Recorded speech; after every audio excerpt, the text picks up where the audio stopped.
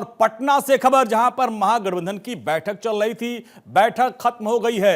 SIR को लेकर जनता के बीच अब महागठबंधन जाएगा। जनता के मुद्दों को उठाने के लिए यह फैसला लिया गया है। गलत नीतियों के खिलाफ विपक्ष खोलेगा अब मोर्चा। तो महागठबंधन की बैठक हुई और इसमें एसआईआर को लेकर रणनीति तय की गई और इसमें यह निर्णय लिया गया कि अब एसआईआर के मुद्दों को जनता के बीच लेकर विपक्षी नेता जाएंगे और जनता के सामने अपनी बात रखेंगे।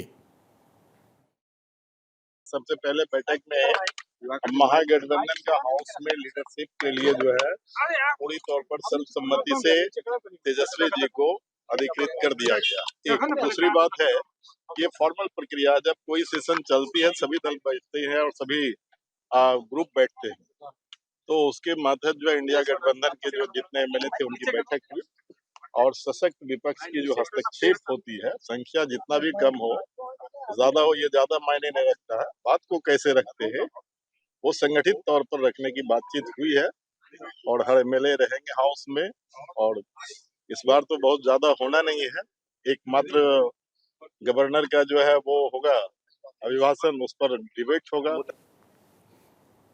तो महागठबंधन की बैठक हुई, शीतकालीन सत्र को लेकर रणनीति बनाई गई है। हमारे सहयोगी सर्वेश कुमार सिंह हमारे साथ। सर्वेश, गठबंधन की बैठक खत्म हो गई है, क्या क्या मुद्दे रहे और किन पे चर्चा हुई? देखिए अंजनी, जो महागठबंधन की बैठक के पहले आरजेडी की बैठक हुई और उसके बाद आरजेडी की बैठक के बाद महागठबंधन की बैठक हुई। तेजस्वी यादव क्योंकि दिल्ली में थे तो वो लेट से पहुंचे, इसलिए आरजेडी की बैठक में की अध्यक्षता वो नहीं कर पाए, लेकिन बाद में उन्होंने महागठबंधन की बैठक की अध्यक्षता की।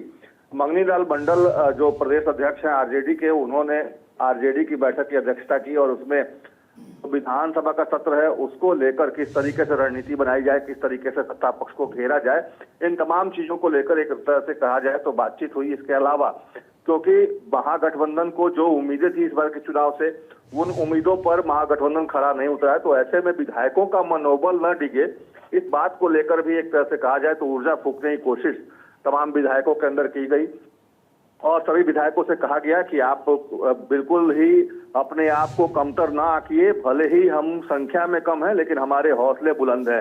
और जिस तरीके से चुनाव हुआ, जिस तरीके से आंकड़े और सर्वे रिपोर्ट्स आ रहे थे और उसके इतर जिस तरीके से रिजल्ट आया है, तो उससे सबको समझ में नहीं आ रहा है कि ये हुआ कैसे। तो इन तमाम चीजों को लेकर एक तरह से फिर से महागठबंधन वोट चोरी के मसले को लेकर जनता के बीच में जाएगा और 5 दिनों के सत्र के दौरान सीधे तौर पे देखा जाए तो सरकार को अपराध बढ़ते क्राइम के ग्राफ को लेकर घेरने की कवायद महागठबंधन ने की है और इसी के तहत आज की ये बैठक काफी महत्वपूर्ण थी। हालांकि कांग्रेस के इसमें 4 विधायक नहीं पहुंचे थे। बताया जा रहा है कि वो लोग दिल्ली में मल्लिकार्जुन खड़गे के आवास पे जो कांग्रेस की बैठक हो रही थी उसमें वो लोग शामिल होने दिल्ली गए हुए थे, जिसकी वजह से वो लोग आज 4 विधायक, कांग्रेस के 6 में से 4 विधायक नहीं पहुंच पाए। कांग्रेस के 2 ही विधायक आज की बैठक में शामिल हुए। अंजनी, ठीक है सर्वेश, बहुत बहुत शुक्रिया इस पूरी बातचीत के लिए आपका। तो महागठबंधन की बैठक हुई, उसके पहले आरजेडी की बैठक हुई, फिर महागठबंधन की बैठक हुई और जिसमें विधानसभा सत्र को लेकर चर्चा की गई और साथ साथ अब आगे की क्या रणनीति रहेगी, जनता के बीच कैसे जाना है, एसआईआर के मुद्दे को और वोट चोरी के मुद्दे को उठाना है।